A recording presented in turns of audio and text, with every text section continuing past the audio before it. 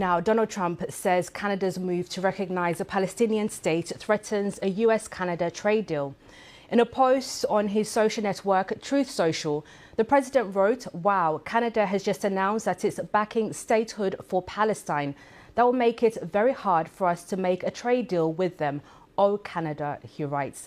Canada is the third Western power to make the announcement in the past week, joining Britain and France, although it's the first of those three to place explicit conditions on both the Palestinian Authority and Hamas. The Prime Minister, Mark Carney, said the dramatic policy shift would happen in September, as long as the Palestinian Authority carried out democratic reforms and held elections without Hamas. Israel has condemned the moves, calling them a reward for terrorism. Here's Canada's Prime Minister making the announcement. That Hamas must disarm and that Hamas must play no role in the future governance of Palestine. Canada will always steadfastly support Israel's existence as an independent state in the Middle East, living in peace and security.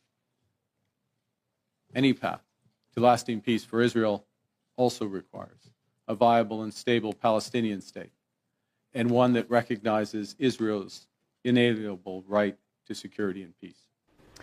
Our North America correspondent David Willis sent this update on Mr. Carney's plans. Well, this move increases the growing international pressure on Israel, which the Canadian government believes has allowed a catastrophic situation, as it puts it, to unfold in Gaza. And that situation has now prompted Canada's Prime Minister, Mark Carney, to declare that Canada will recognise Palestinian statehood at the forthcoming United Nations General Assembly meeting, which is due to take place in September, making Canada the third major economy within a week to make such a declaration.